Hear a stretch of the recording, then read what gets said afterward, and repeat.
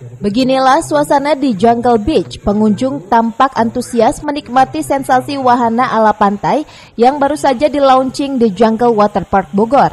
Kehadiran Jungle Beach sendiri untuk lebih melengkapi berbagai wahana yang ada dalam menyambut libur Lebaran 2023 ini.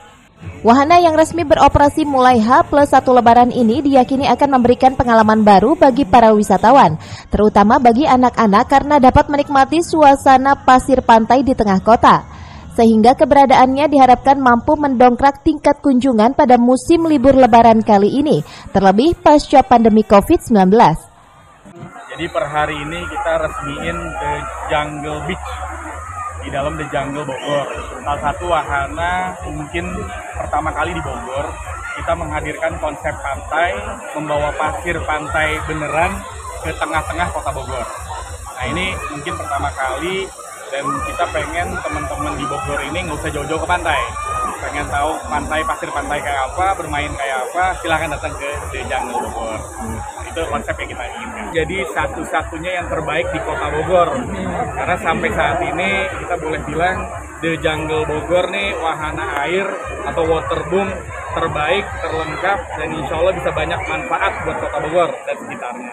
Bogor ini kan wisatanya keren-keren loh. Nah, kita datang jauh-jauh dari Jambi untuk liburan di Bogor. Cuman paling antrinya kelamaan.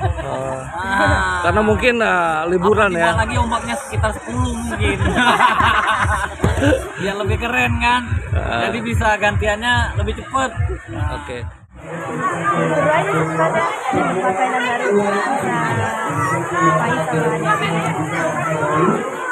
Udah sering ke Jungle baru kali ini? Dua kali. Tapi adanya wahana Jungle di sini kayaknya seru ya? Iya, ada festivalnya. Ada festivalnya.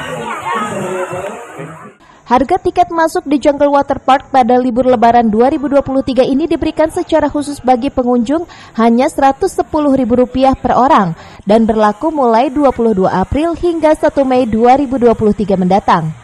Dari Kota Bogor, Herman Bons melaporkan.